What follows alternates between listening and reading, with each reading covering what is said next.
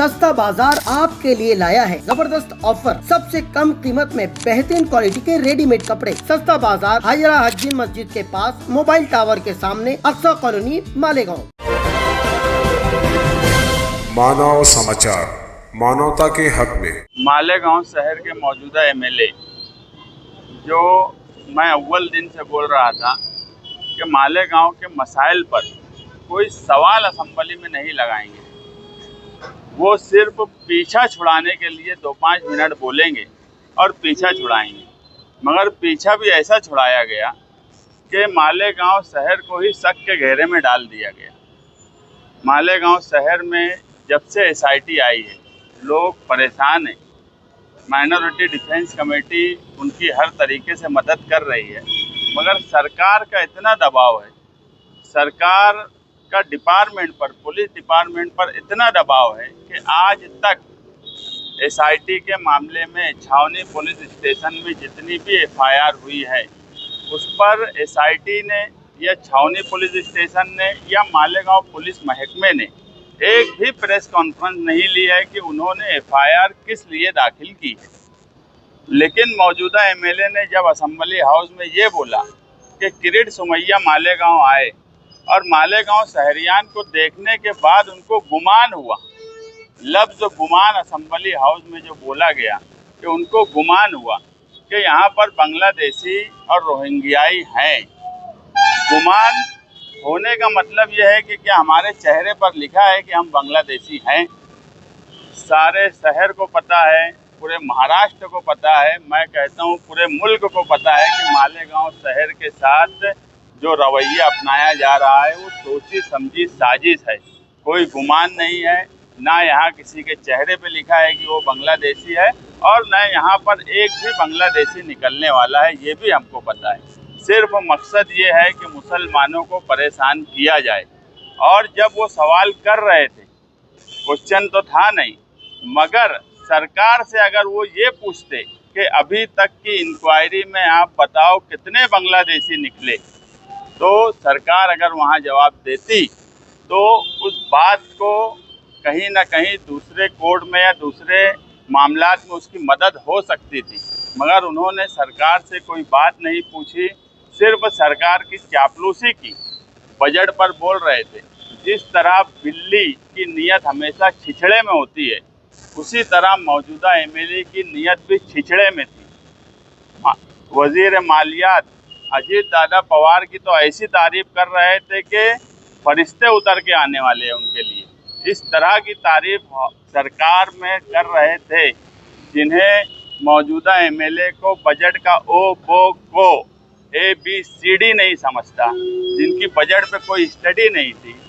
अभी तक माइनॉरिटीज़ का जितना फंड दिया जाता है माइनॉरिटीज़ को, इस मर्तबा बजट में 130 करोड़ सिर्फ माइनॉरिटीज़ का बजट पकड़ा गया। इससे पहले 1000 करोड़ पकड़ा जाता था, पिछली बार 500 करोड़ से ज़्यादा पकड़ा गया। तो इन सब बातों को बोलने के बजाय वो अजीत पवार की चापलूसी में फरिश्ते उतारने की बात कर रहे थे। मैं जो बोला कि सिर्फ नियत ठेकेदारी करने की लालच में छिछड़े में रहती है, इसलिए उनका जितना भी असेंबली में बोलने वाली बात थी वो सारी की सारी बातें सरकार की चापलूसी के अलावा कुछ नहीं थी। मालेगांव शहरियान के लिए कोई नुमाइंदगी होती तो सवाल लगाया जाता।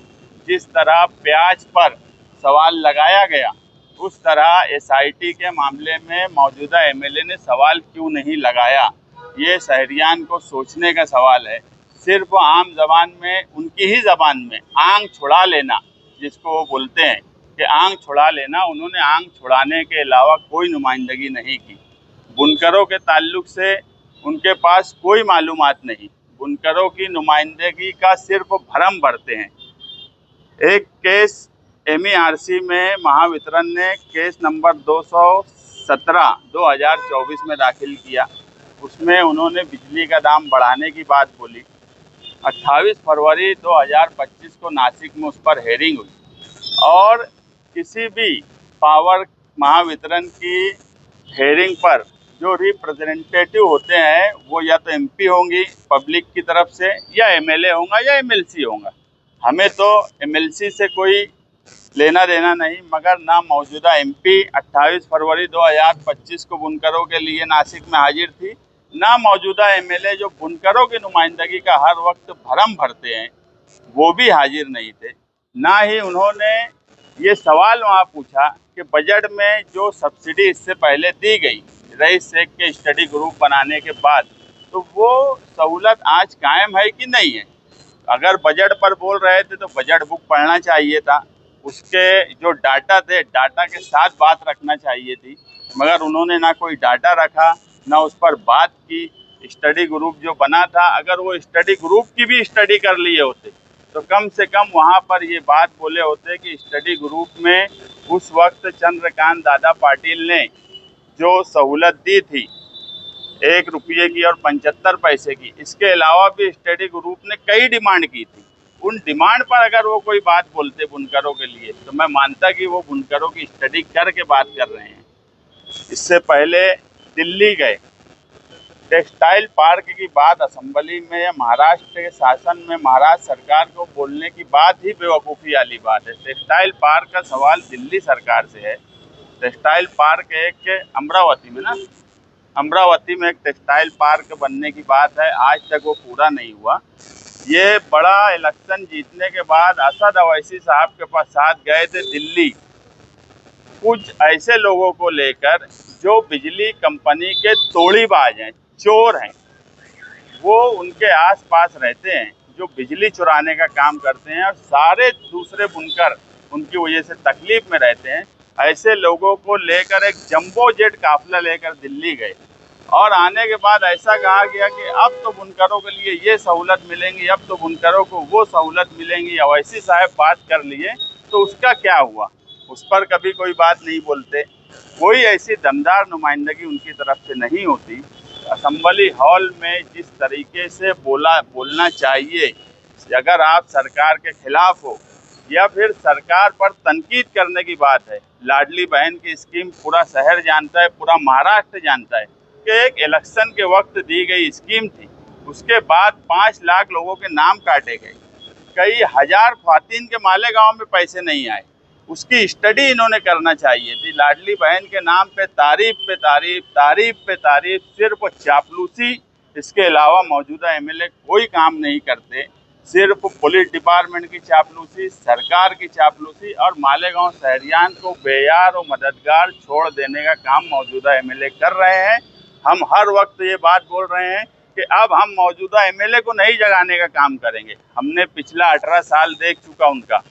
वो अगर असेंबली हॉल में ये बोलते हैं कि मालेगांव में सड़क नहीं है, गटर नहीं है, यहाँ पर पानी का निज़ाम नहीं है, तो 18 साल से आप ही हो मालेगांव शहर में और आप ही ये बात बोलते हो, तो आपकी नुमाइंदगी क्या, आपका काम काज क्या? ये सारे सवालात हम शहरियान के सामने इसलिए रख रहे हैं कि अब हम मौजूदा एमएलए को जगाना नहीं चाहते। मालेगांव शहर की आम आवाम जो कभी बिरादरी के नाम पर, कभी मजहबी चोले के नाम पर बेवकूफ़ बन जाती है, उनको जगाने की ज़रूरत हमको महसूस होती है और हम हर वक्त मालेगांव शहरियान को जगाने की कोशिश करेंगे और ये काम करते रहेंगे।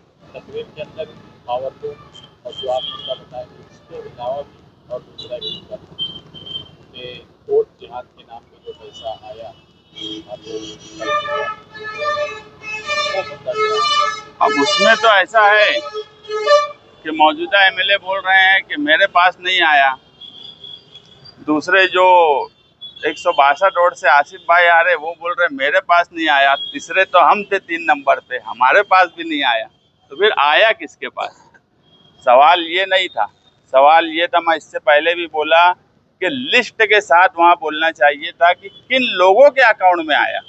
जो 11 लोगों के अकाउंट में पैसा आया उनके नाम लेना चाहिए था, वो मुस्लिम लोग नहीं थे और उस पर छावनी में एफआईआर हुई। वो एफआईआर लेकर वहाँ अगर वो बात रखते कि इन 11 लोगों के अकाउंट में पैसा आया है, इनकी चौकसी करो, जो बात किरीट सोमैया बोल रहा है, जो बात नितेश राणे बोल रहा है, वही बात ये भी असेंबली में बोल रहे हैं।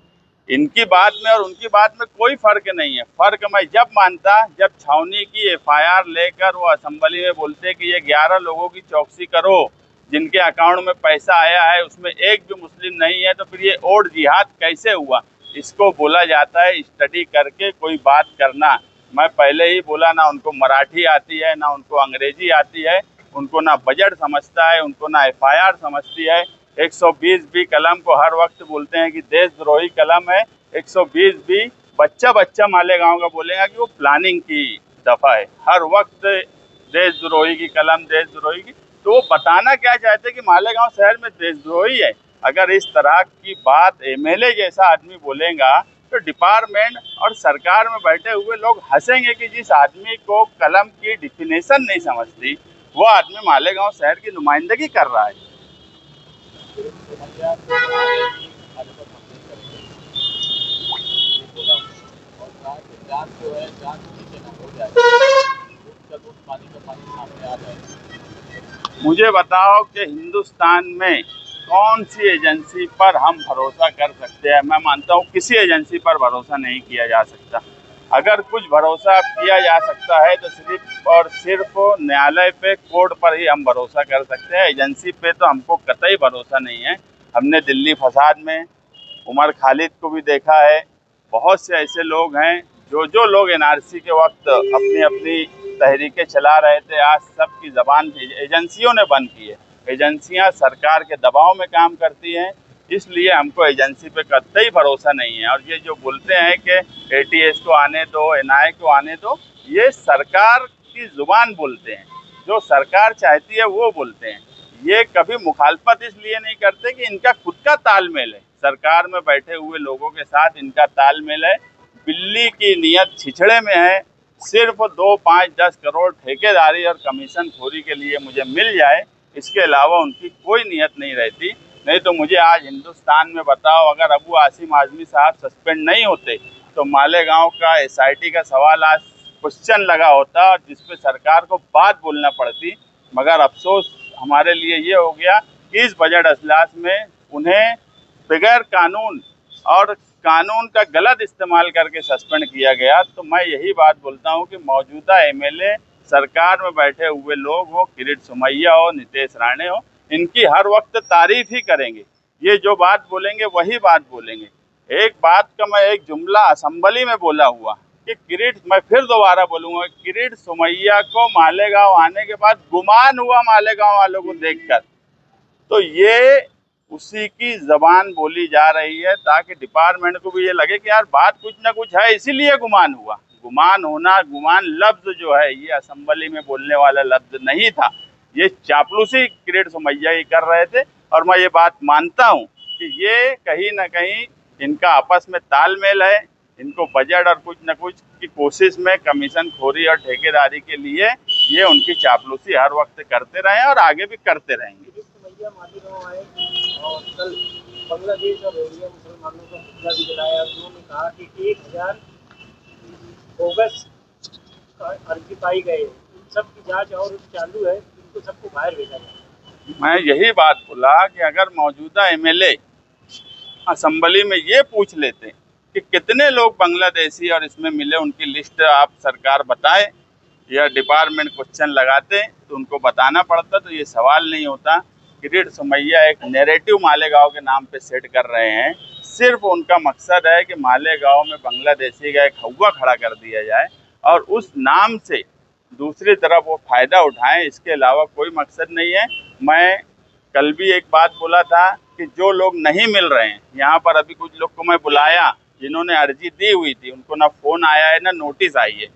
उनको माइनॉरिटी डिफेंस कमेटी खुद ले जाकर SIT में उनकी इंक्वायरी करवा देंगी कुछ लोगों के। और मैं अभी मीडिया के सामने भी जो लोग 2 जनवरी 2023 से जनवरी 2025 तक तहसील ऑफिस से जिन्होंने एप्लीकेशन दे के अपना बर्थ सर्टिफिकेट बनाया है, अगर उनको फ़ोन या किसी तरीके से एड्रेस की कोई मिस्टेक से या इधर उधर घर शिफ्ट होने से या फ़ोन नंबर तब्दील होने से कांटेक्ट नहीं हो पा रहा है, तो माइनॉरिटी डिफेंस कमेटी के जिम्मेदारों से आकर मिले और नाम बताएं, हम उनको ले जाकर वहां पर पेपर वगैरह उनका जमा करवा देंगे।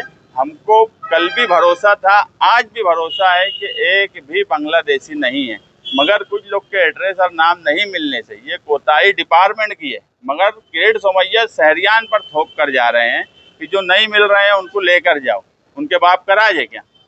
हर आदमी के पास पेपर है, हर आदमी के पास कागज है। मामूली मिस्टेक से सिर्फ ये मसला आ रहा है और जो लोग नहीं मिल रहे हैं हम कोशिश करेंगे उनको जल्द से जल्द SIT ऑफिस में उनकी इंक्वायरी करवा दें।